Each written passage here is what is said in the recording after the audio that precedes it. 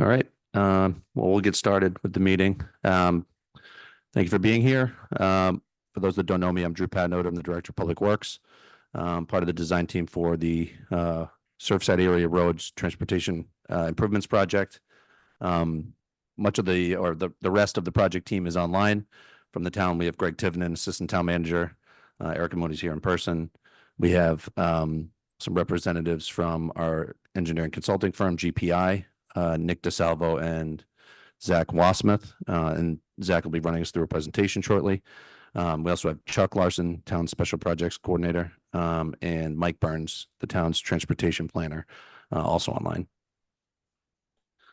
A little background on this. Obviously, I think sounds like most folks in the room and probably online are well aware, but number of years ago, the Boulevard was essentially phase one of a four-phase improvements project in the area. And long story short, tonight we're kind of here to talk about phases 2, 3, and 4, which is Lovers Lane, Orkawa Ave, and Monahans. We are at the stage in the project where we've completed the 100% design, but we have not put this out to bid. So the purpose of this meeting is to update you all on the design for the project and our approach and our tentative schedule. And then we plan to certainly have another meeting with all of you once we know more about construction, the phasing and sequencing and timeline and schedule and all that stuff. At this time, I'll turn it over to Zach Wasmuth from GPI to run us through a presentation, and then we'll open up to questions and answers. If you're in the room and want to ask a question, for the folks online to hear it, you'll just need to go to one of the two mics. And Zach, take it away. Thanks, Drew. I think you should all be seeing the presentation. Is that right? Good. Yes. All right. That's the first step. So yeah, thank you, everyone. As Drew mentioned, I'm Zach Wasmuth with GPI, working on the design for this project. I'm also joined by Nick DeSalvo here as part of the design team. And as Drew alluded to, just going to provide you, I have a few slides prepared just to provide you with an update on the design and everything and where we're at. And then we can open it up to any questions or discussion. So just to recap the project limits that you see here, we're providing design services for Lovers Lane, Orkawa Avenue, and Monahans Road. The limits of Lovers Lane are from Boulevard to Old South Road, including some safety improvements to the crossing up at Old South Road. Orkawa Avenue from Lovers Lane to Monahans Road, and Monahans Road from Orkawa to the airport driveway just near Miller Lane. The distances are there, but it adds up to approximately 2.3 miles of roadway construction. This also includes a side path or a shared use path adjacent to the roadways, which is used for walking and biking, similar to what you see on the boulevard. A short portion of the side path on Lovers will actually be within the state forest. That's why you see this additional line here between Rugged Road and Old South Road. There's a gravel trail that currently exists, but this will be a paved trail to enhance access into the state forest. Improvements, and we'll get into more detail on this in the following slides, but the improvements will include a closed drainage system that'll help remedy some of the existing ponding and flooding issues, particularly on Lovers and Dave Kim and Orkawa and Monahans. And the stormwater system will include outfall locations by the means of underground infiltration systems, which will be subsurface but manage the stormwater effectively throughout the project limits. And again, we have another slide that kind of talks about that in more detail.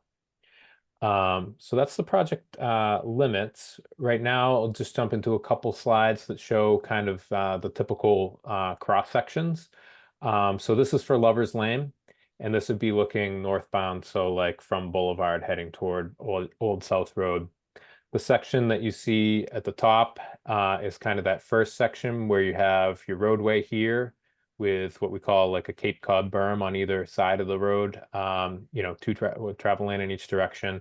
And this berm kind of keeps the stormwater within the roadway, and directs it into catch basins and that stormwater system that I was talking about.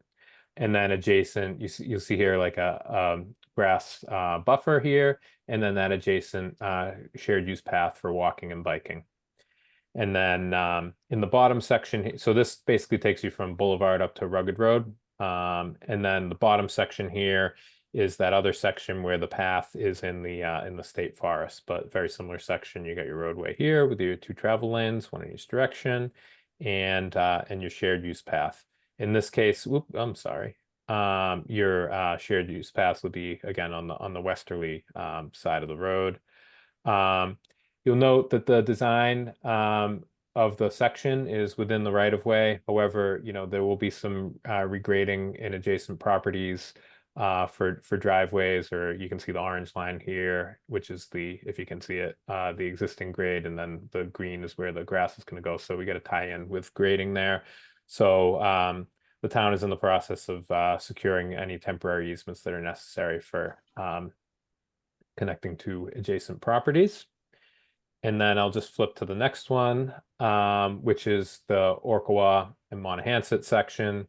Again, very similar here. This would be basically heading eastbound on either Orkawa or Monahans. So you have your roadway here. You can see the berm on either side, your two travel lanes, your grass buffer, and your shared use path. And again, you can see here maybe a little bit more clearly some of these tie-ins here. And again, as with Lovers and all the other streets, the town's working through the right-of-way process to secure any necessary temporary easements for construction and that sort of thing. So now we'll just jump into a couple slides that we have prepared talking about some of the design elements. The first of which is traffic calming. Understanding that, we want people to be able to get through these streets, but not, this isn't a highway or whatever, so we want to be heading through at manageable speeds. So as part of the design, we're including some elements that will provide traffic calming and keep speeds down. This includes the roadway section that we showed earlier. It's designed as such to be kind of narrow, to have that small road feel with the 20-foot width and the 10-foot travel lanes. That's certainly enough to support vehicular needs, even if a truck needs to pass, but discourage traveling too fast. Additionally, we have a series of traffic calming devices throughout the project, which are circled at these locations in blue. We have raised intersections proposed at Lovers and Orkawa, Lovers and Rugged Road, Orkawa and Skyline, and Monahans Road at Webster Road as well. And the raised intersection is a device that this is in a slightly more urban, I think this is Cambridge, but same idea is the intersection, the roadway comes up a little bit to grade here. It's kind of, that vertical device. It's not like a speed bump or a speed hump, but it's just enough to kind of encourage that slower speed. And then up here on Lovers, just south of Nancy Ann Lane, we have a proposed median island, something like this. Again, this is from another location, so it won't look exactly like this. Again, just kind of providing some deflection so that vehicles will be traveling slower. This spacing also takes into account the house moving route, along Monahans, Orkawa, and Lovers out to Boulevard.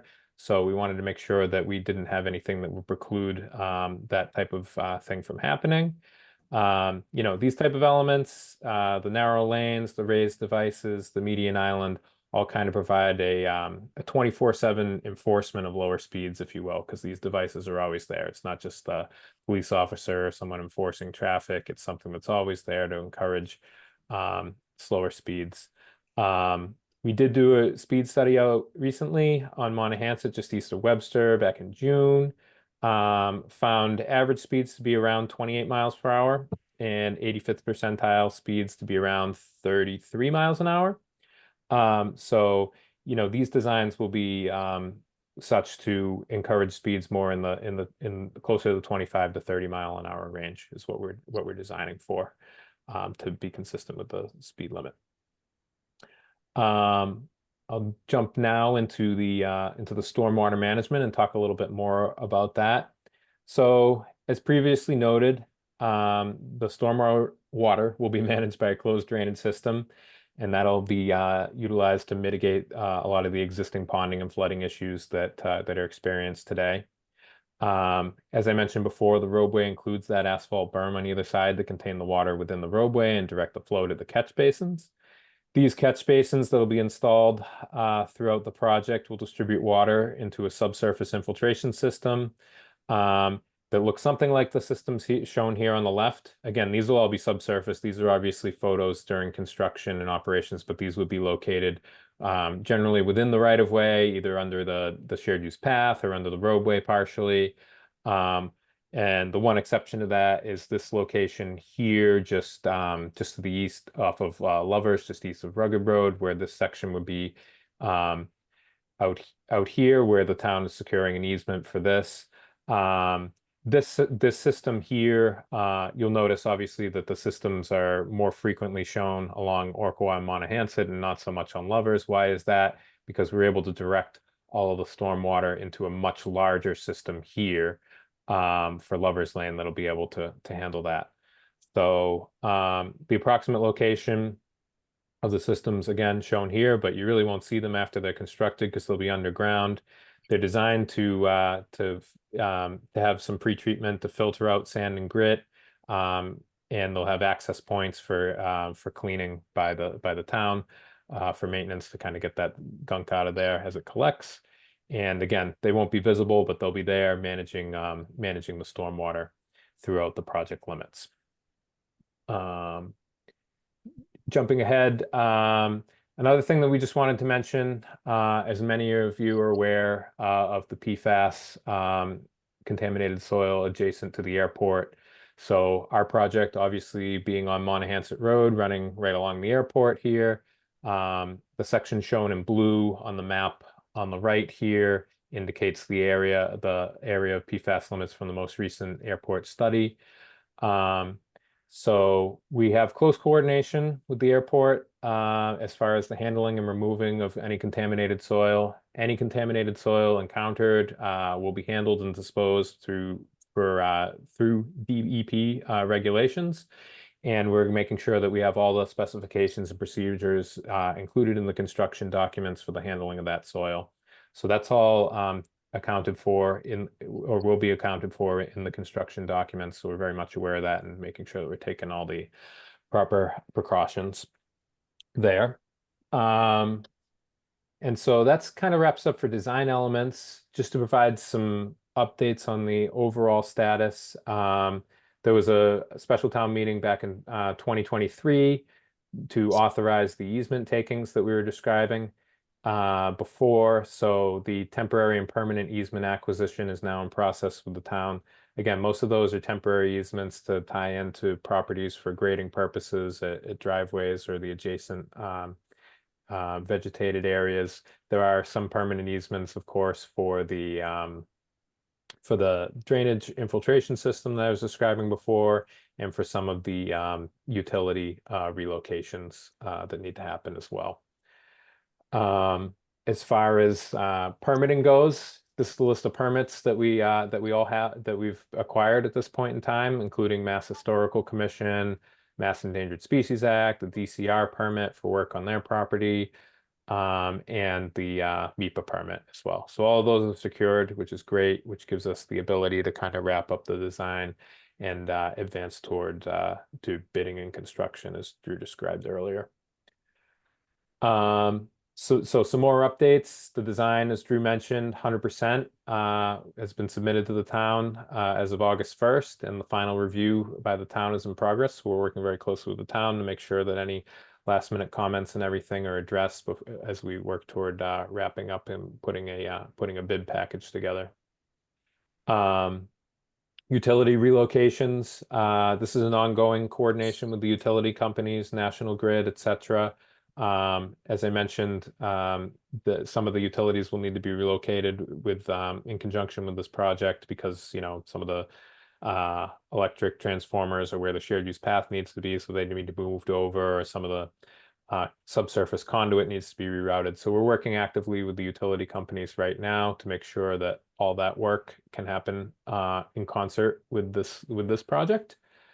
And as Drew alluded to, we have the plans. We haven't bid this contract, and they're under final review. We haven't bid this contract yet. So the construction phasing is still really to be determined.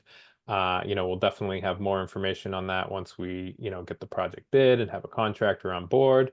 And definitely, we'll be reaching back out with more detailed information. Also of note is there may be, in concert with the utility relocation and any other coordination, is there's potential for some sewer work off of Montahasset. So there may be a special town meeting for that. So that's another thing that they're working to coordinate with in conjunction with this project. So jumping in, what does that all add up to as far as a tentative project timeline? Certainly this is still subject to change, but as we look at it right now, and as I mentioned, the 100% design, which is under final review right now, was submitted a couple weeks ago, or a week and a half ago. So we're working on that and buttoning it up to get final bid documents, looking towards a project advertisement coming this fall. Send it out for contractors to bid on, hopefully get a responsible bidder that we can award the contract to, and shoot for a construction starting sometime in potentially the winter, spring of 2025.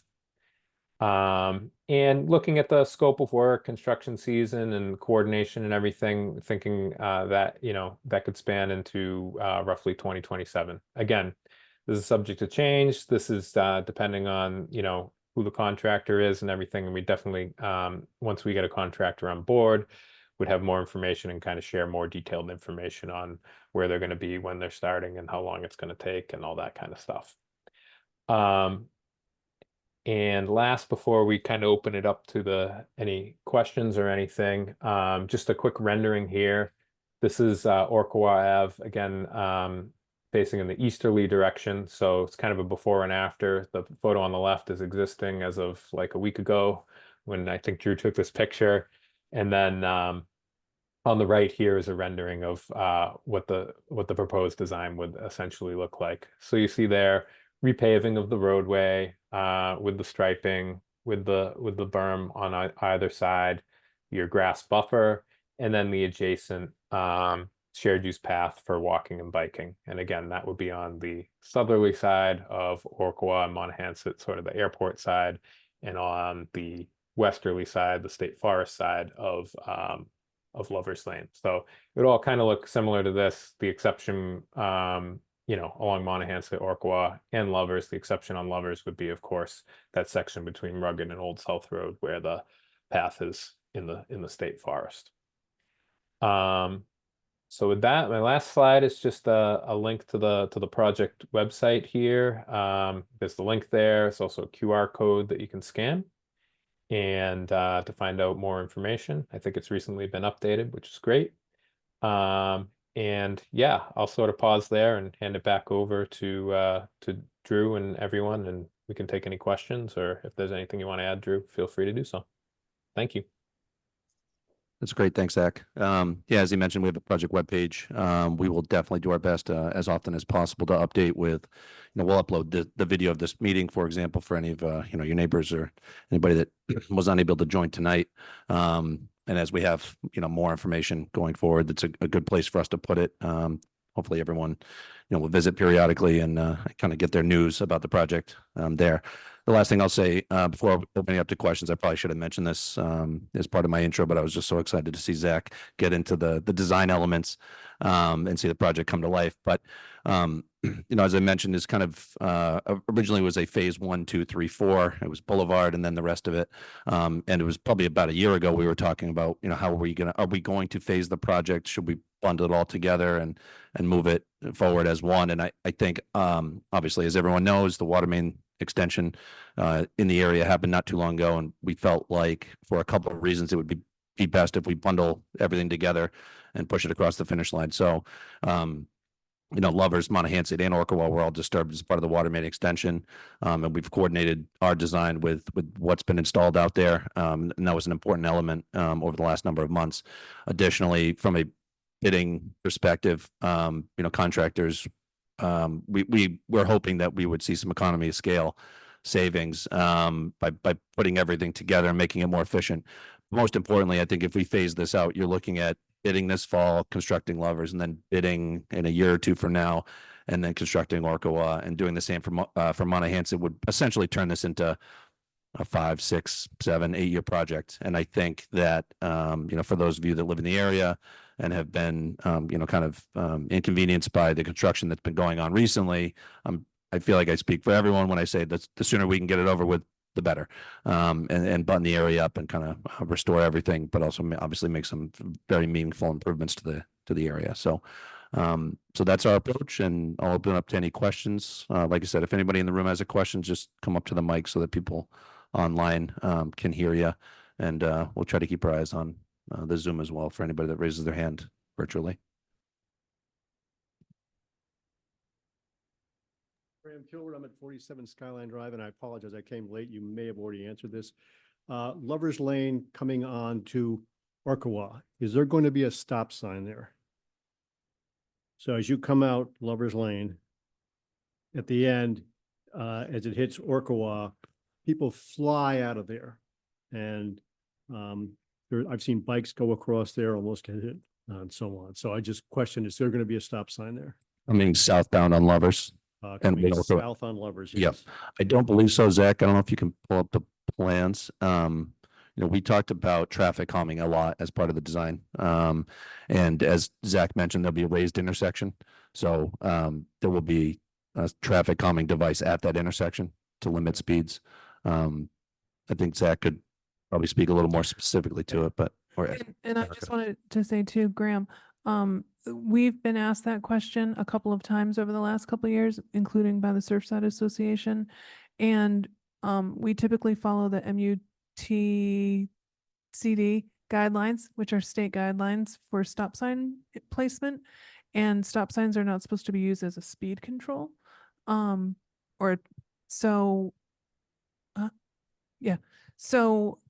in lieu of that, the raised crosswalk, because people are going to have to slow down to go over that.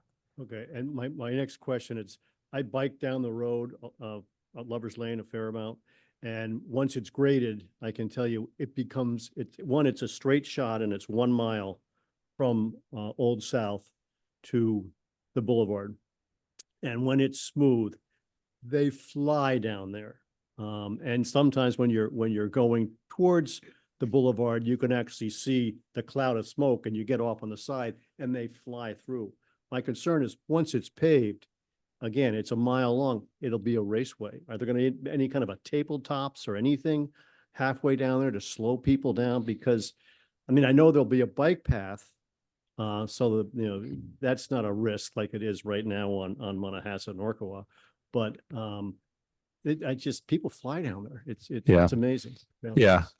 So perhaps you missed the slide, but between Old South and the boulevard, there are 3 traffic calming elements. So there's a raised intersection on Lovers at Orkawa, a raised intersection on Lovers at Rugged, and then a traffic island that would be in the median just south of Nancy Ann Lane. So it kind of divides the road up into thirds where people have to slow down as they travel through the area. Hi, Joanne Johnson. I live at 40 Lovers Lane, which is just about the intersection of Rugged Road and Lovers Lane. And I want to second that speed comment because it is treacherous. And when this becomes paved, straight shot from the liquor store to the beach, and they don't care about traffic calming devices, you need to have something pretty serious. The road right now is pretty good because they graded it today, but yesterday it was so bad that it cut the traffic probably in half, but not necessarily slowed people down. It was crazy. So if the washboard effect that we have on that road doesn't slow them down, little bitty raised things at intersections aren't either. And I really would prefer something more substantial. Newtown Lane has 2 tabletop things in the short road that it is. I think the Lovers Lane deserves to have more speed calming devices than you're talking about in this. And then the second thing I wanted to ask is that the last time I saw detailed plans for this, the drainage for your little circle on Lover's Lane went through my property. And I have not heard from the town in several years about this topic. So are they planning to communicate with us about going across our property for that drainage or what? So I apologize about that, Joanne. I assume that there was conversations happening with you. I know that we've been reaching out to the adjacent property at the Engleharts, and I thought that there was some communication with you as well. So we will get Not in in touch several with you. years. Okay. Okay, We'll that would be reach out. great. Yeah, For sure. appreciate it. And Okay. is it still, well, I mean, I can talk Is it- offline, but is it still just communicating directly with you, or is it Keith? Or both of you? As long as it's amicable, we can just talk together, but if it becomes something more than that, we'll involve Keith. Okay. Okay. Thanks. And I believe we need to have a public hearing for the easement takings. Is that true? My understanding is that those two easements were going to be voluntarily Those- yeah, granted yeah, because I it know was Those are different. in yeah. exchange for. Something. Yes, when I had first had this conversation with Rob McNeil, I volunteered this, but it was with a few concessions. They weren't monetary, but there were some concessions. Yes. And And I the- believe there, yeah, Yeah, it wasn't a taking. It was, contact you, yeah. so we can go over that. Cause, Okay.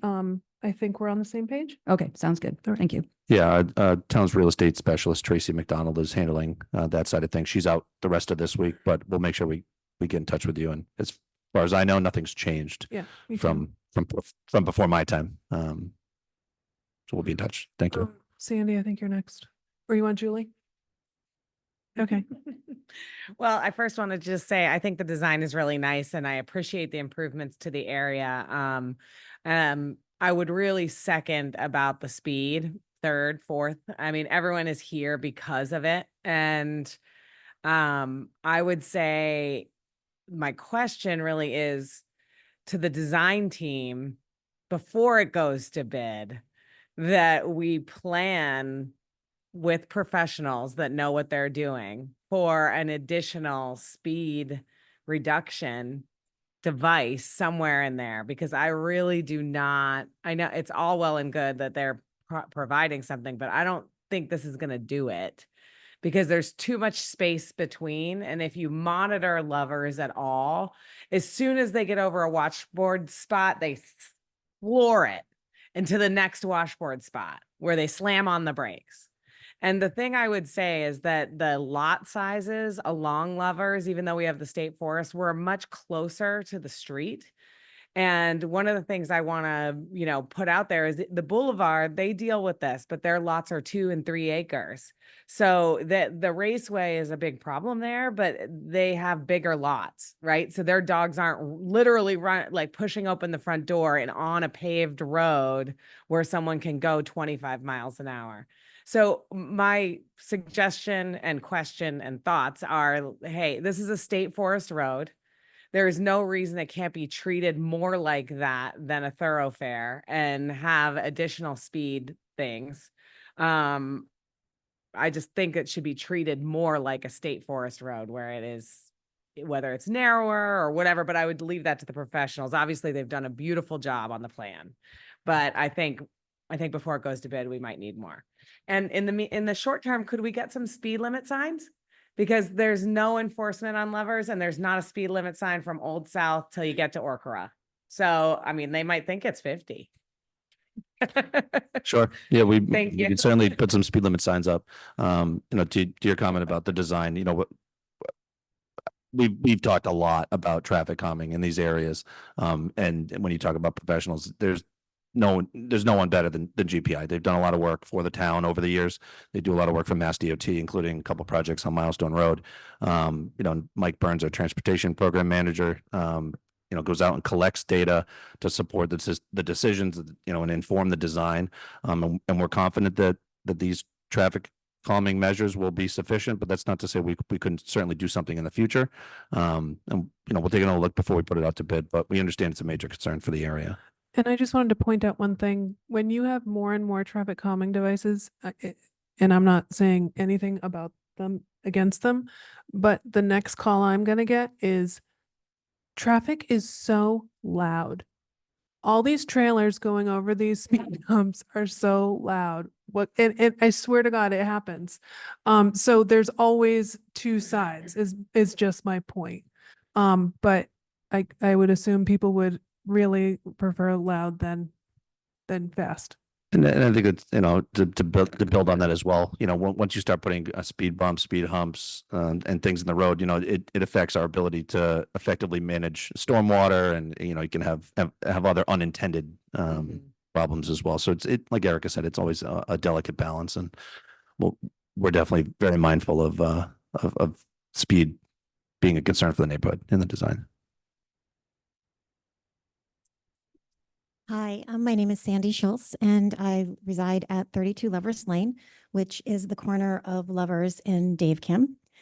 So we are dealing with some extra added things, but well, lots of water.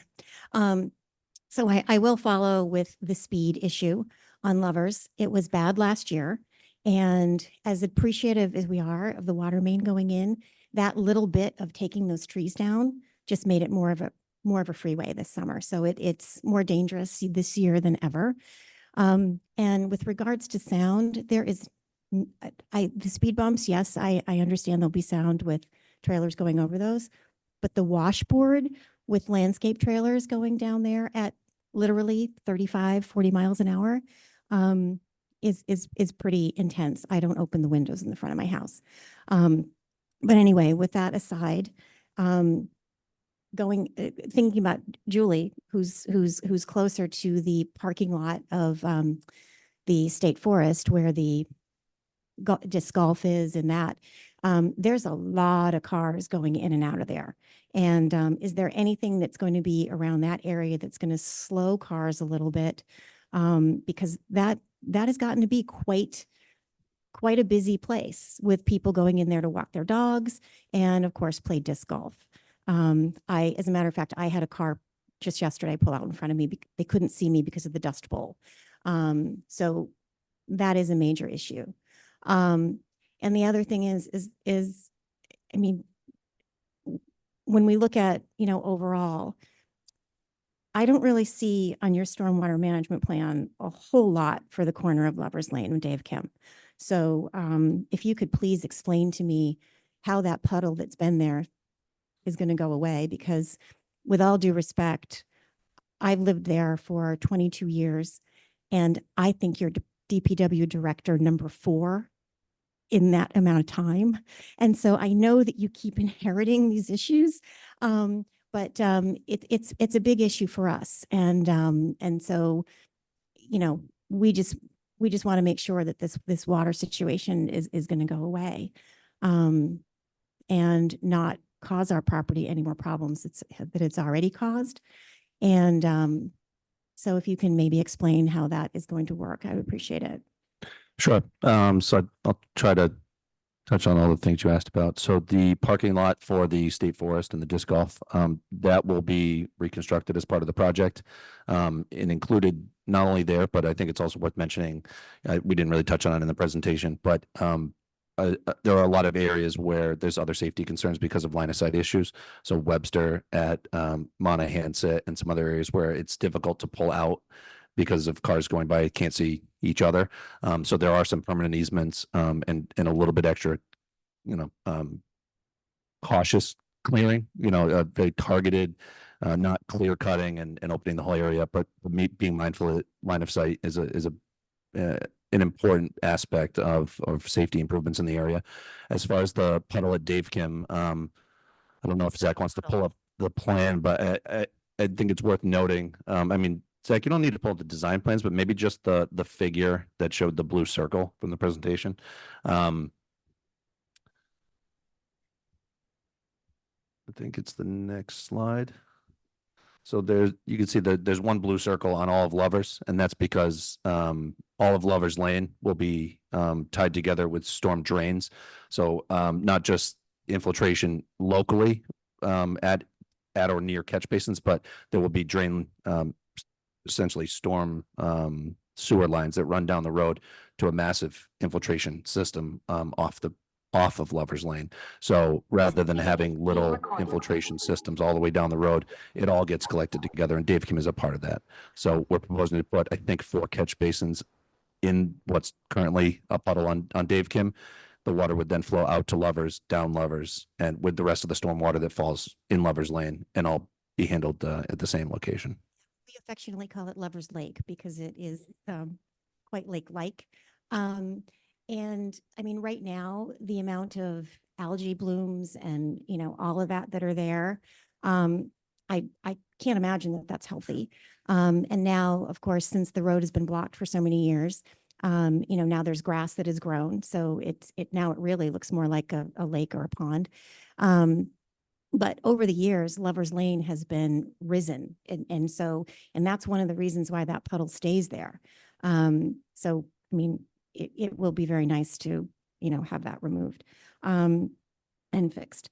My other question is what end of Lover's Lane are you going to start construction at when you decide to, when you get the go ahead and on all of that? Is it going to start on the Lover's Lane, I mean, on the Old South Side, or are you going to start it from Orkawa going down that way? So that unfortunately we don't know at this time. We haven't bid the project. It'll really be up to the contractor and their means and methods, which we don't really have too much control over. But we'll certainly, you know, do it as best we can to keep everyone up to date as soon as we have information about the, you know, a pretty hard and true schedule for the construction portion of the project. And I would second Julie's request for maybe some speed limit signs on that road. I mean, it's more than likely not going to help, but at least it makes us feel better to prove to a point that, you know, you're supposed to go 20 or 25, whatever the speed limit is, but because we don't even know living there, right? Sure thing. So I appreciate that. Thank you very much for your time. Thank you. I just want to note that we do have 2 people with their hands raised online. So why don't we, and then I'm going to thread the other 2 in. Thank you. Spencer Goldsmith, 1 White Street. I'm on the corner of White Street and Lover's Lane. So 2 questions. First of all, there was an easement taken at, or voted on at the fall town meeting. And at the time, I was asking about further clarification of what the easement, the purpose of the easement. It appears that there is a significant drainage or a stormwater collection that's taken place there. But I reached out to the town and to the project manager a year ago at GPI and never really received any feedback on what the intention was. I don't really want to bore everybody in this particular meeting, but if I could just hear what the plan is, why we need such a significant easement at that point, and also what consideration has been given to the well water that's in that particular area. And my second point really is just to support what everybody else has said about the speed on Lover's Lane. I'm on Lover's Lane.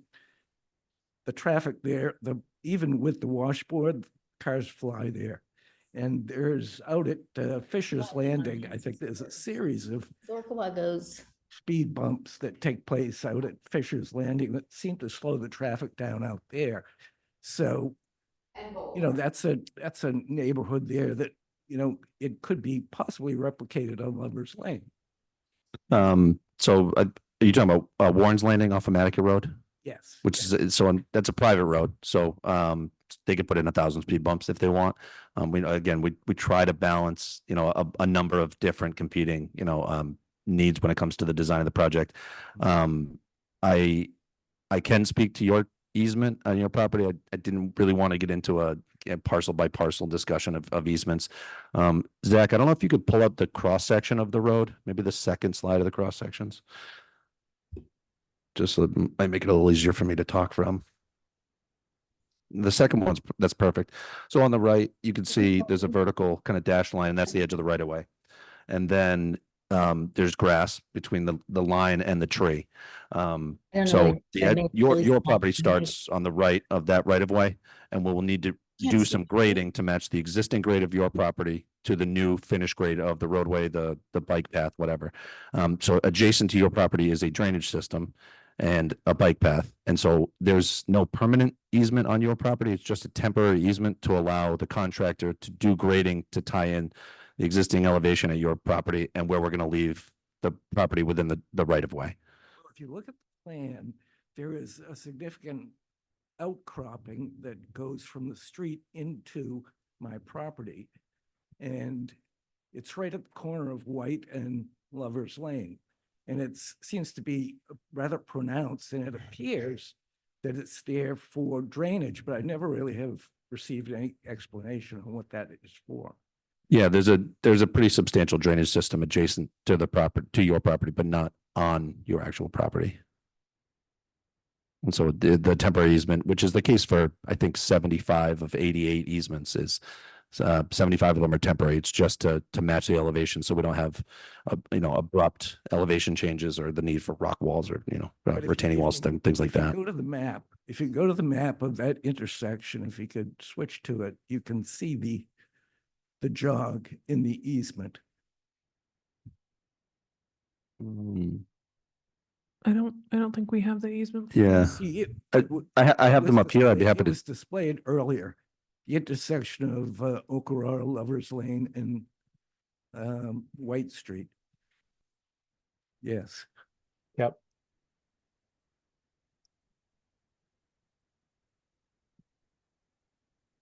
So on the So in west the side of Lover's Lane, in the top right corner, you can see that there's it's a little hard to see, but if you follow Zach's cursor, there's a dashed line, a dashed outline, and that's the drainage infiltration system, and it's immediately adjacent to your property. From there back to it's a little hard to see here. Oh, this is great. Thanks, Zach. So what he's outlining is the drainage infiltration chambers that will be adjacent to your property. And then from there to the edge of the limit of clearing will be regraded to match the existing elevation to the new elevation. But no permanent features will be located on your property. And like I mentioned, that's the case for, I'm not, these are not exact numbers, but something like 75 of 88 easements are just temporary to achieve the final grading. As And- far as the proximity of stormwater to drinking water wells, I don't know if Zach or Nick want to speak to that, but interestingly enough, when I started, this project was well into its design phase, and I kind of had the same question as to like why are things located where they are? Can't we do this? Can't we do that? And I know that a lot of effort went into citing the stormwater systems in line with Massachusetts drinking water regulations in terms of proximity to private wells. So that was very much a part of the consideration. And there's probably a little more technical description or explanation of that, but I know that was a consideration. Zach, can you just explain the markings that you just made on Yeah, that plan? I was just gonna say, so the green that I outlined is the infiltration system, just kind of showing that line. The red line is the right of way line, so you can see that the infiltration system's within the right of way. And then this cyan, the blue line here, is the limit of the temporary easement. So I was just trying to show with the different colors while Drew was talking to kind of illustrate that. So hopefully that answers your question. As far as the design, and maybe Nick, you can chime in on the stormwater infiltration designs. We can't hear you, Nick. Sorry.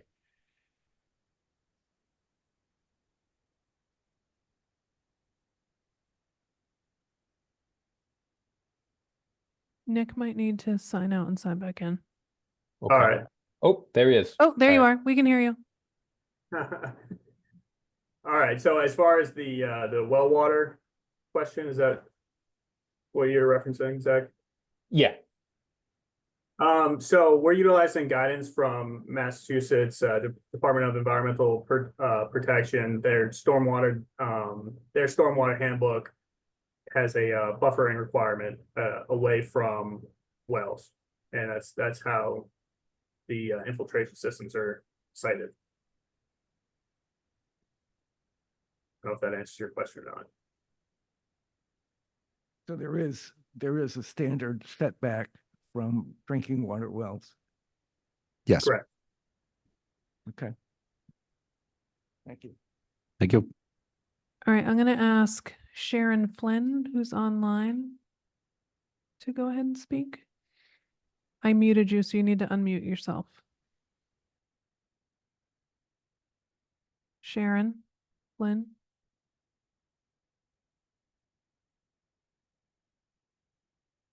Unmute.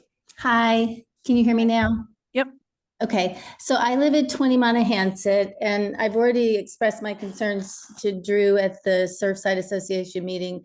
But I also, as my Lovers Lane neighbors, think that the traffic on Monahans is crazy and people drive so fast, it's hard to even get out of the driveway. And the sharp left-hand curve on Monahans going toward Arkawa is ridiculous, and people have had accidents. Luckily there's not been a child killed, but there's been dogs, mailboxes knocked down, et cetera, et cetera. So since you are going to all this trouble to redo the roads, why can't we make that a right angle instead of a sharp left-hand curve? We would have to take a considerable amount of private property to achieve that. It actually wouldn't take that much to do that. And also your plans, I don't think account for the fact that now we have a day camp right at that corner, which is going to add tremendously to the traffic on that corner. And it also is going to add a lot of children on that corner. So I don't think the town wants to have somebody come back and say, gee, why didn't you do something better if a child gets hit by a car? Because that corner is extremely dangerous. I've had trees knocked down. I've had my mailbox knocked down. It's unbelievable how fast people go around that corner. Yeah, as far as the corner, a couple of the elements included in this, in the proposed design will help safety. So first of all, the bike path being on the south side means that corner would no longer be nearly as blind as it currently is. And additionally, the raised intersection at Webster and Monahans will reduce speeds so that people can't, in theory, gain as much speed from that intersection down to the corner. Of course, if someone turns it into a drag strip, it really becomes more of an enforcement issue. There is kind of only so much we can do from an engineering standpoint to control speeds, but I think that those elements will make a very important difference in that corner from the condition is now. I mean, agreed that the bike path opening up that corner will help the visibility, but you would be shocked if you stood there for a little while, how much speed people get up coming from Orkawa, rounding that corner. I mean, I'm constantly stopping and telling people to walk on the wrong side of the road because they're going to be hit. Clearly that's not going to happen once we have a bike path. But the speed around there is crazy. And I don't think, just as the people in Lovers Lane don't think that the raised intersection is going to help. And did you even talk to the neighbors about trying to do a right-hand curve there? It's really not going to take that much property to do it. We did not. And I assume your plans don't take into account the fact that there's now a day camp on that corner. I think that was done after you did the plan. That camp was planned well after this project had moved forward. That's what I thought. So that means that it's not taking into account the fact that there's going to be much more traffic on that corner and children on that corner. So I think somebody needs to take that into account. And it's going to be a huge problem. Thank you. I like to walk to the airport and save myself $25 a day from parking. So, but I'm curious because there is, where the new fence is and all the new apron and everything, there's just not a lot of room there between the road and that. Is that fence going to move back, or is the road going to change? Or I'm just curious how to do that. Yeah, no, that's a good point. I guess we didn't really highlight that. This is going to be an expensive project. Our plan is to not go back at annual town meeting and have to ask taxpayers for more money. We will have $16 million appropriated for 2.3 miles of roadway. There's millions and millions of dollars in stormwater, and paving is expensive. But the other big thing as a part of this project that increases the cost is the earthwork. And so Not so much on Lovers, but definitely on Orkawa and Monahanset. The road is shifting 5 to 10 feet in most areas to accommodate the bike path. Without shifting the road, one side or the other would have to accommodate the bike path would have required 5 to 10 feet of all of the abutters frontage. So the center line of the road is shifting, or really the edge of the road as well, shifting pretty considerably, pretty much throughout the entire project corridor to accommodate the bike path. So hopefully that answers your question. Just gonna do one more online. Jackie and Ron, I'm gonna ask you to unmute. Hi, this is Ron LaFave from 26 Lovers Lane, and I want to reiterate a few things that were said. Obviously, yes, the speed is going to be bad. After they had got done finishing the water line, they graded the road really nice and easily 35, 40 miles an hour down that road. And I can't imagine what it would be like if it's paved. The other thing is, most of the properties are heavily treed along the road. So when you're trying to pull out of your driveway, you don't have much area to look to your right and left. And these cars come flying down. It's very dangerous. It's not like the boulevard where they have a little bit of clearance, I believe, on the road. They got maybe 10 or 15 feet. Most of these houses have trees right up to the road. That is one thing. And also, the volume of traffic here is going to increase dramatically. Year-round, Old South Road is backed up almost to the airport in the mornings. And this will be a thoroughway, a place to cut through, get through, which means the volume of traffic here is going to be very heavy, very loud. And big trucks going through here now. Now the delivery guys will be driving these big trucks down the road, which you don't really get that right now because of the washboard effect on the road. Those are just three things I wanted to reiterate. The trees along the road do not give us much space to easily get into traffic, especially if it's moving very, very fast. I really would like to see some tabletops in there just to slow some things down, but I know people will speed between the tabletops. But and the volume is just going to be increased. I can't even imagine what it's going to be. I would say 500 or 600% easily. It might even be more than that. But if it's a paved throughway, not just in the summer to the beach, in the winter, in the spring, in the fall, traffic in the mornings, because Old South Road is really ridiculous right now as far as traffic going both ways. That's all I have to say. Thank you. Thank you. Yeah, like I mentioned earlier, there are we included in the design are clearing of line of sight issues throughout the project. I know obviously on the bike path side, if the bike path is on kind of your side of the road, that certainly helps because there'll be an extra 15 feet or so between the vegetation and the edge of the pavement. To be able to see oncoming vehicles. Zach, I don't know if you have any insight into any proposed clearing on the opposite side of the roads from the bike path. Yeah, I mean, there is definitely, this is just an example on Monahanset. So as you mentioned, Drew, on the bike path side, there'll be, the clearing for the bike path. And then, this sort of, I should highlight again. If it works. This line here is kind of represents the limit of what we call the clearing and grubbing, which would be the area that would be cleared. And then you can see on the other side of the street, it won't be right up to the road. This is the edge of the road here is what I'll try to highlight in orange maybe. And then here would be clearing and grubbing back a little bit. So there is some clearing, so you do able to, get your have your vehicle out without having your nose in the roadway and be able to see. Yeah, thanks, Zach. And I would I would say in most, if not all of the project corridor, we probably are clearing very close, if not all the way to the edge of the right of way. So after that, any additional clearing that needs to be done would be on private property, and you have every right to do that. But we'll clear as much as we can within the road layout. Yep. Hi, Laszlo von Lazar, 34 Lovers Lane. So I had a couple comments. And I started by going back to my notes from the original information center or what was provided here. It was all different players.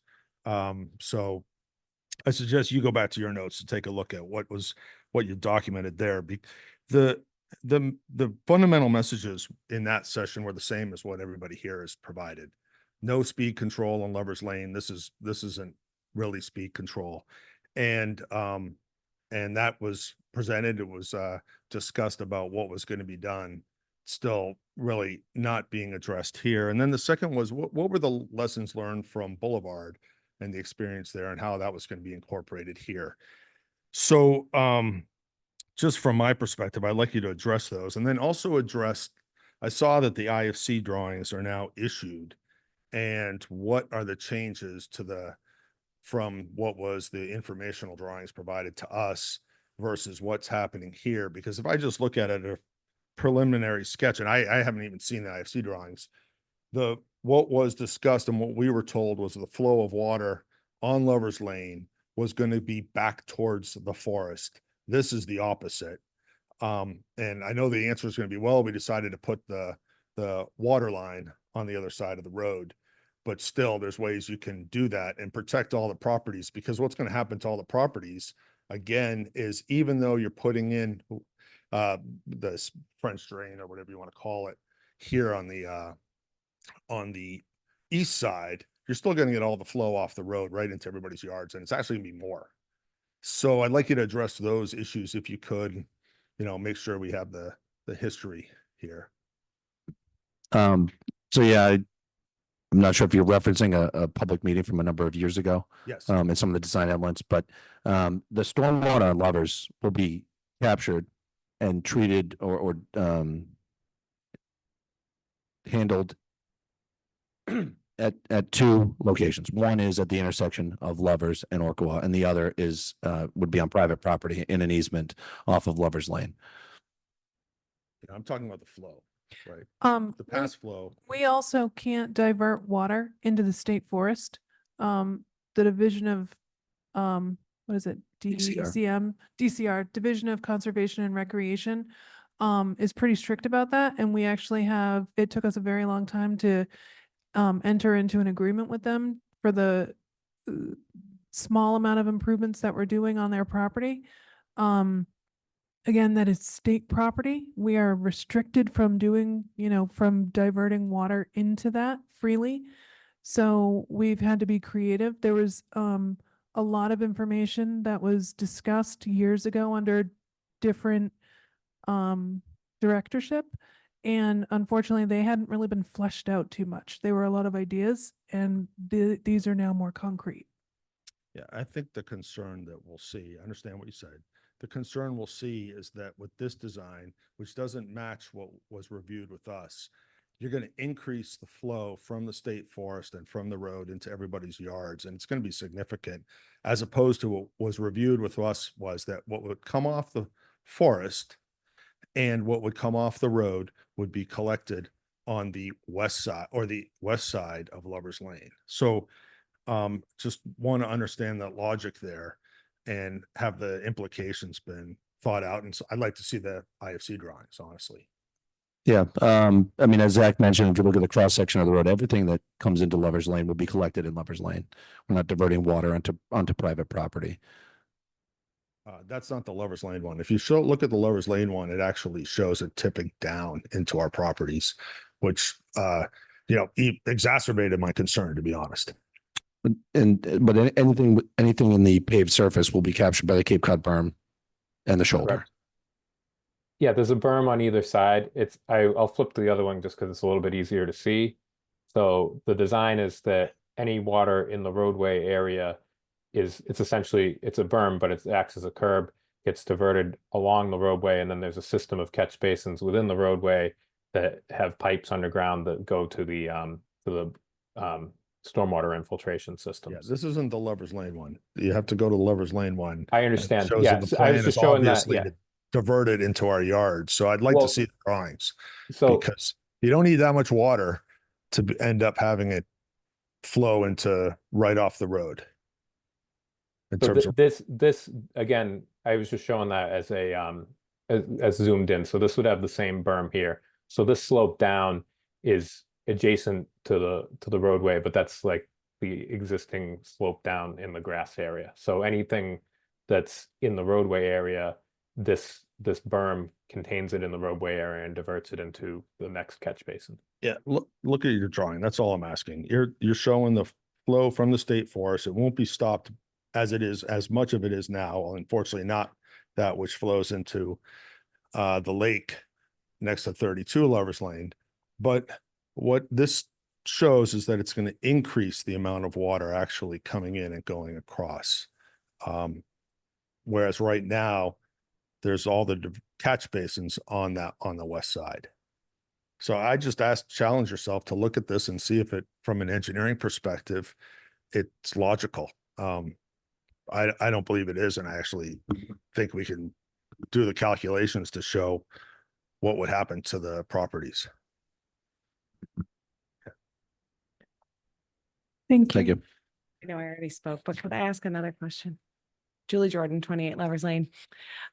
So this is, I guess, to you, Brett. I am feeling like everybody here has had the same comment, right? You have these beautiful plans. Is there this is a direct question. Is there an opportunity here for us to have any input, or is this you get what you get and you don't get upset? Let us do it and see, it's going to be great. Or is there a point in which that we write enough letters or get upset enough that we could get an extra tabletop or get the professional engineering team to address the more than typical speeds on this state forest road? Or it goes to bid, or is this it? This is the end. I would just say we'll continue to review, but we try to balance a lot of competing interests when it comes to the design and be mindful of the long-term operation of the roadway. You have to remember too, from a snow and ice perspective, traffic calming devices become a problem. Water will collect there. It freezes. It causes other safety and maintenance concerns. Of course, everyone seems to be concerned about speed. We could put 1,000 speed bumps. To Erica's point, that also causes other problems, and we're trying to find that balance. So, of course, nothing's ever set in stone until we put it out to bid, and even then, things can change through construction. They always do. But when will those opportunities be? I think that how I feel is that we did have the informational meeting 6 years ago. You weren't here. Erica may have been here, and it was very collaborative and there were a lot of ideas. It was great, but I know this design team wasn't there. And then I never got to participate again. And now here we're finished and we're going to start construction. You have all the money. That's great. But like, it would have been, there are some we might not, concerns, yeah. obviously, in this room. Maybe the design team could comment on any additional things that if should we need it, what they would propose. Sure. I mean, to your point about having input, that's why we're here tonight. We want to address this with the concerned abutters before we bid something and hire someone to go build it. So, that's why we're here. And like I said, we'll definitely continue to review. I don't want to seem combative. I just want to No, know of when course. those opportunities are for us You're to not at all. get our feedback in and have it be addressed, because we all live there for really long periods of time, and more than a design team in an office in Boston know what the results. We know where the rain comes from. Like, we're very intimate in each section of this road. So I think we have a lot to offer. Yeah. And again, to GPI's credit, they designed the boulevard and they've done a lot of work on Nantucket. They're very familiar with Nantucket. And It's a raceway. My son just Right, got a ticket right. going 55 last week. It And- is not okay. and the point is, Slowing I down. did. and the- Lockdown. and I think to that point, that's a lesson that we've all learned from a previous project. And we're essentially putting traffic calming elements in this design because of the concern that Okay. of the speed, and that speed may be worse. It was only 40. That was fair. Well, and also with the boulevard though, I think one of the things that was meant to be helpful in the construction of that was that because it's so curvy, it's almost like it's meant to be a natural speed reducer. Yeah, I know a lot of people think they're driving the Le Mans, but I hear you.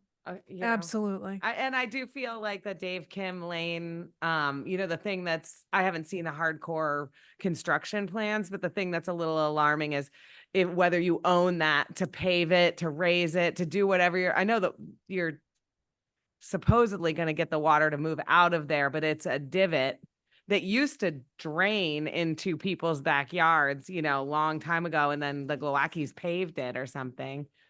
And I made it worse. So, and we have a family of ducks that's going to need to be rehomed. We'll take them in a Long Pond at the DPW.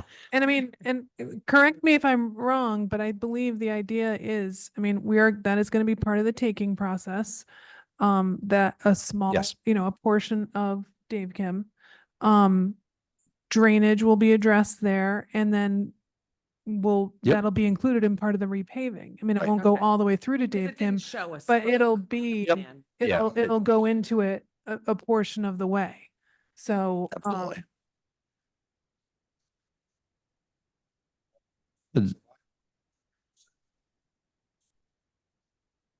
Are they on the QR code? Are the construction documents in that file?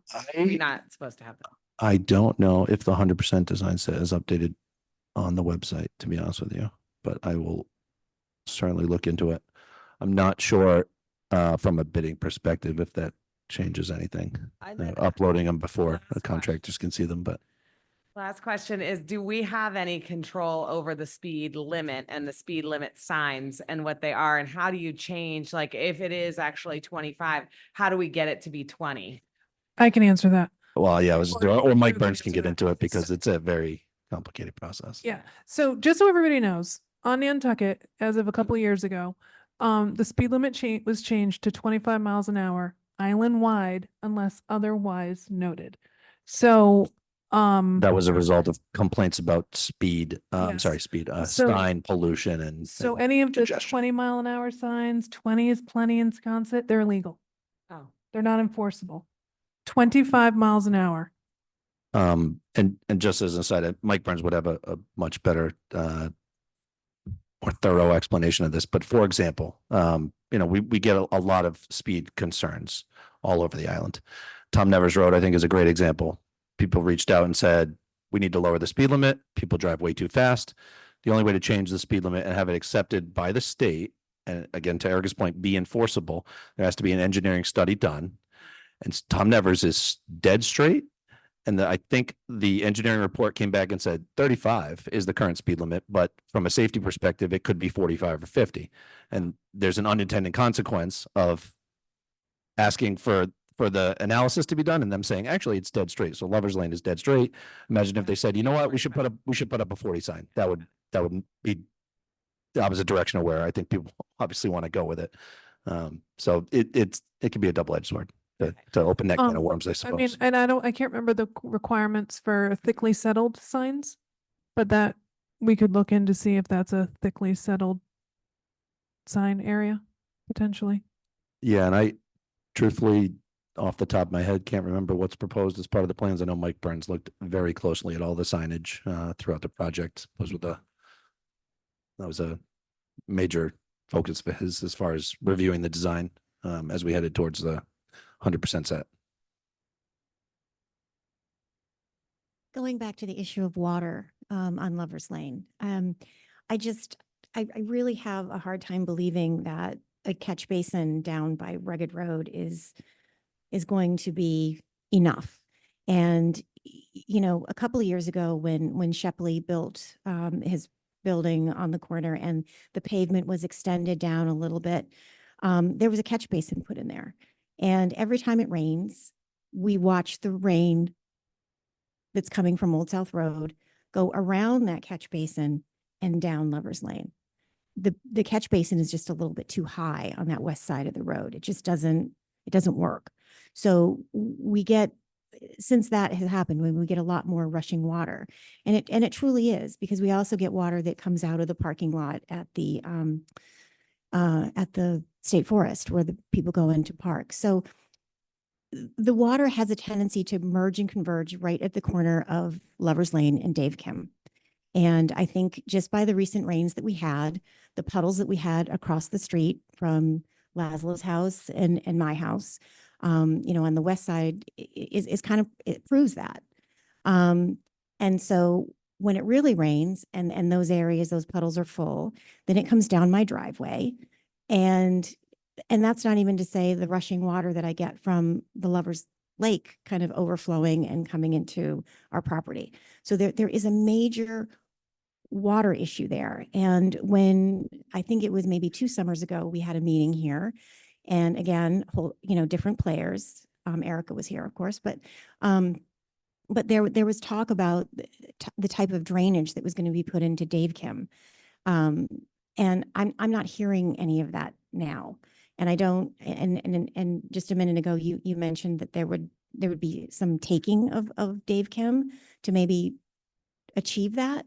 I mean, there are 2 catch basins there on Dave Kim, and obviously they failed many, many years ago.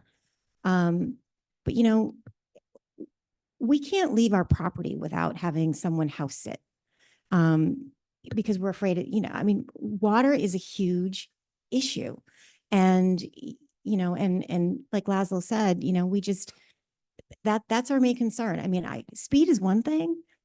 And I feel that for people who don't have flooding, but I mean, I've had that puddle in my basement. And so, and I know the Remics on the other side have had, you know, similar issues. And so, you know, between the 2 of us, you know, on that corner, you know, water is a huge, huge issue. And is it going to be diverted? And if it's going to be diverted, is it going to flood, you know, my neighbors now? So I just, you know, that is really, really a main concern. And I don't know if, you know, the drainage that far down the road is going to be enough. Yeah, thank you. Sorry. To be honest, this is essentially, we call it the transportation improvements projects. But I actually, oddly enough, this morning did this analysis. We have a cost estimate that GPI provided us with the 100% PSNH set. $8.14 million of that cost is stormwater alone. The system is extremely robust. We've frankly probably over-designed it a little bit. It's designed for a 100-year storm.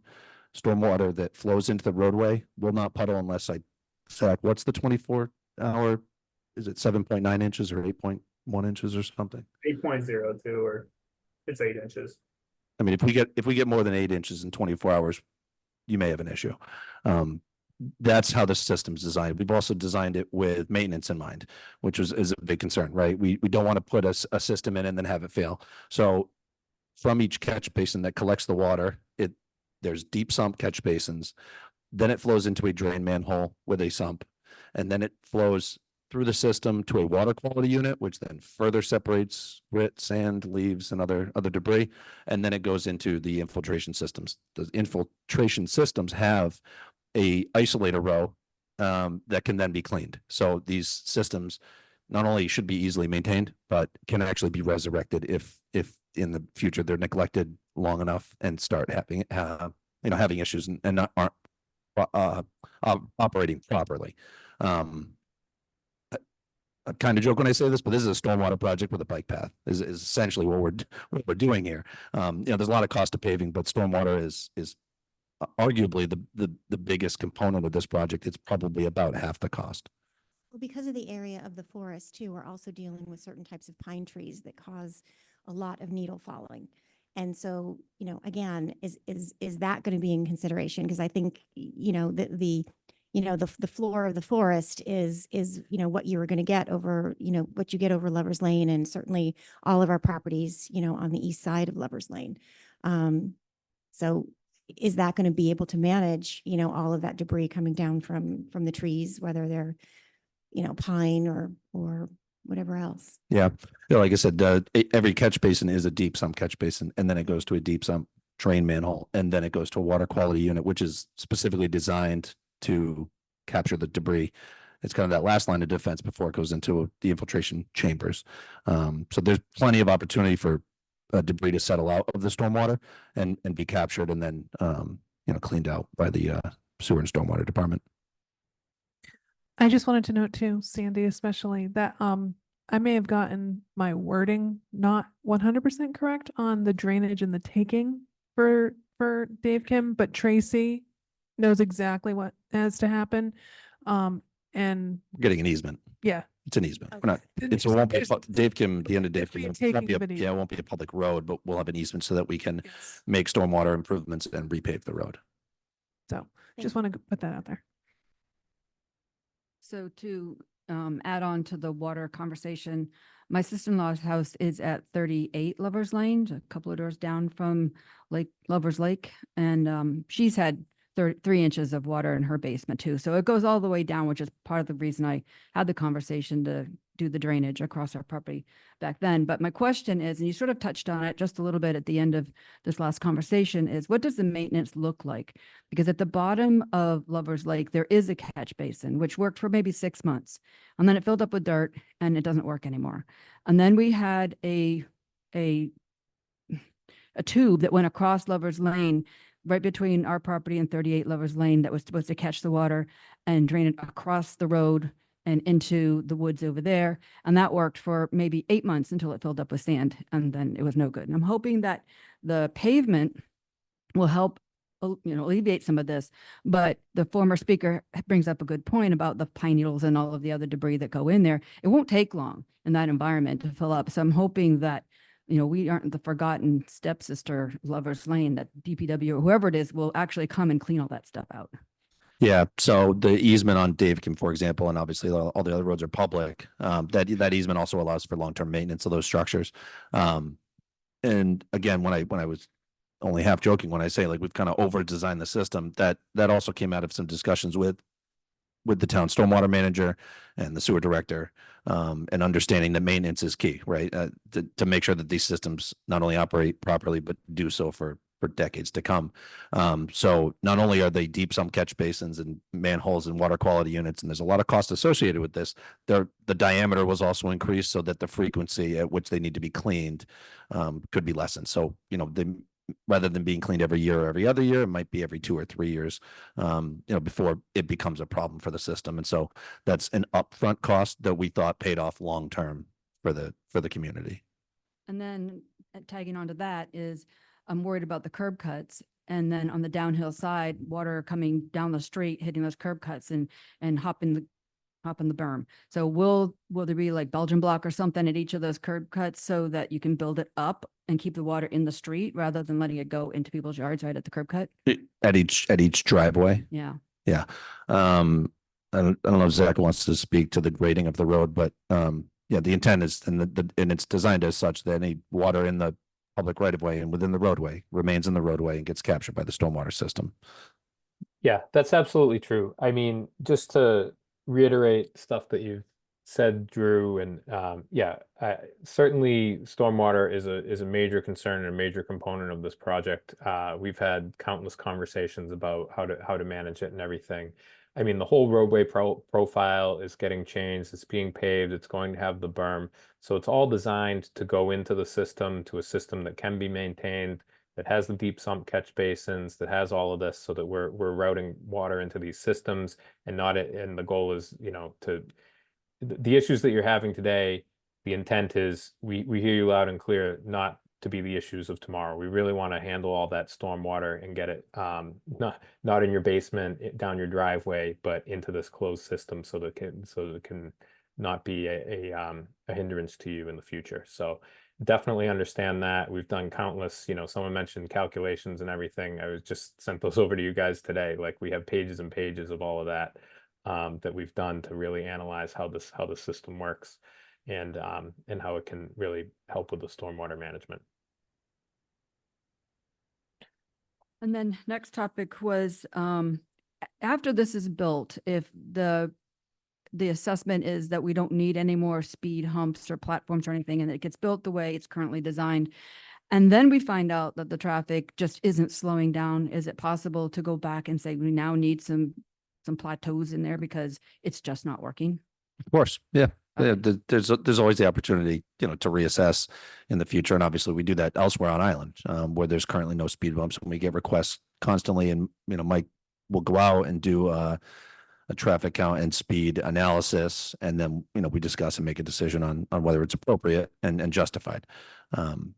So, yeah, Was that done for- oh, just to identify what the current speed is and what that data would tell us? I don't believe it was done on Lover's Lane. It was done on Monahans. Right. Two different roads, though. Right, Mm, right. There's no liquor store at the other end of Monahasset, so I would love to see a speed assessment done on Lover's Lane, and maybe even some temporary speed bumps put in to see if it really does slow traffic down, although our washboard will be back in a couple days. I was going to say, if it rains, that'll be a trial. Yeah. So, And okay, so just, there's no data that says what the basis of the traffic. On Lover's Lane? Yeah, the current design. Strength. Can you come to the mic? well, can I finish with? I Yeah. Let me just finish these last, well, I actually only have one more thing. So, you mentioned something about clearing to the, Edge of the little- right of way. the little ripply places on the chart there. I forget what he called it, the clearing area. On Lover's Lane, that he was talking about either Okawa, Monahasset on that particular one, but on Lover's Lane, there is about 10 or 12 feet between the edge of the road and what is really the property lines of the property owners on there. I hope that you didn't mean that we're going to clear all that brush out from where the edge of the road is now to where the town property is on that side of the road. No, I maybe I misspoke earlier, but a lot of areas, some areas are going to be cleared for line of sight issues or to accommodate drainage or other elements, but there's no clearing beyond what's necessary throughout the project limits. Because the drainage is now on the other side of the road. Okay. That's the last question that I had. Except one more thing. There are 2 apple trees on that side of the road. I'd really love it if you didn't chop those down. If we would or wouldn't chop them down. Did you say you really wish we would I or like would to see not? it- The not chopped down. Yeah, I want to keep the apple tree. We'll try to identify them on the plans, and we're certainly trying to retain as many trees as possible throughout the project limits. We don't want to over clear, unnecessarily. Yeah, I'm concerned about, honestly, the way, obviously, I want to go back to the question of how do we get to see the changes between the old design and the current design that wasn't answered. What the lessons learned on Boulevard were, that wasn't answered. So how do we understand that this company has incorporated that into the design? And if we can't look at the design, we won't know that, yeah, if you move the drainage from the west side to the east side, you're going to have to clear the whole area. And I would appreciate an answer like that, because I need to know, my planning.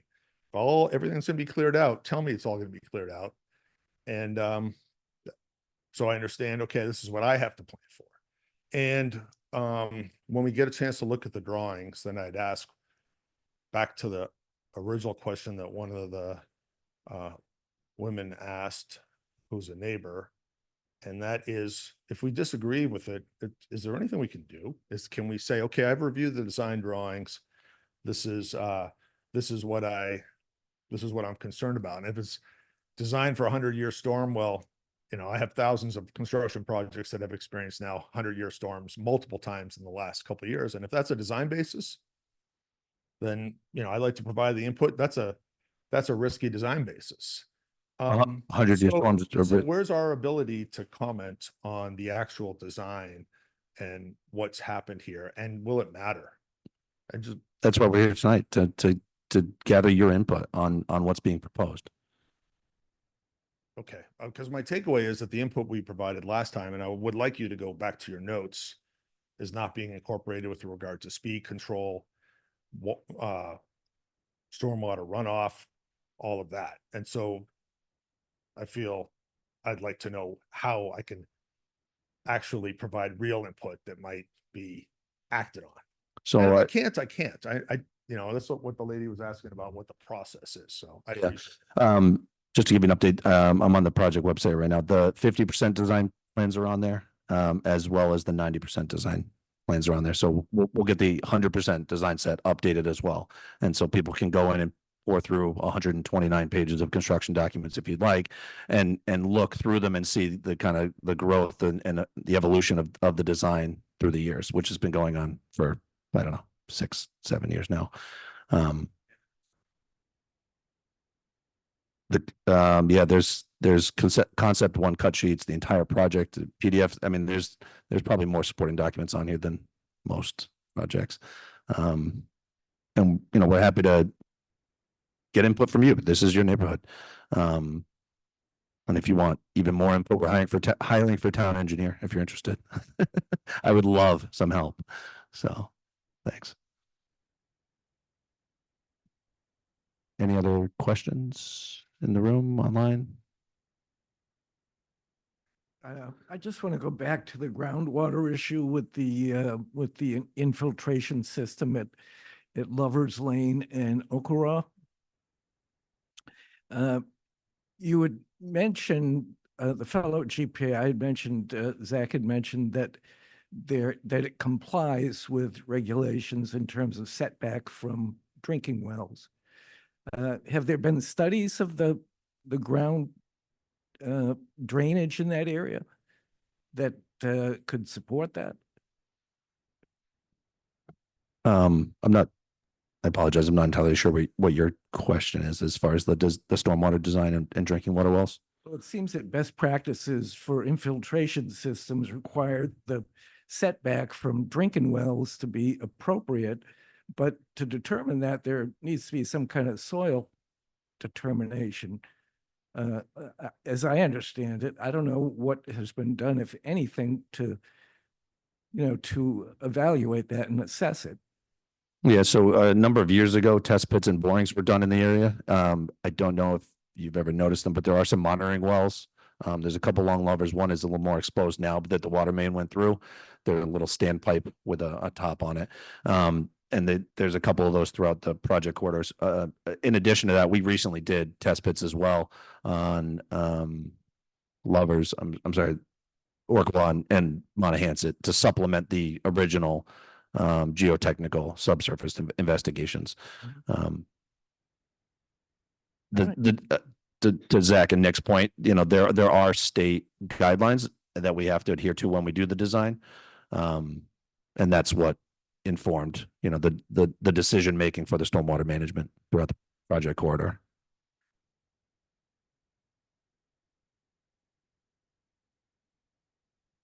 Anybody else? Going once, going twice. All right. I think that's all. Thank you very much for joining in person and online. Like I said, we'll certainly continue to update the project website with documents, and as we know more about the timeline for bidding and construction, we will certainly keep everyone apprised. I'm sure we'll do another public meeting. There'll be a lot of public outreach as we get forward to making a big mess out there before we clean it up. So thank you very much. Have a great night.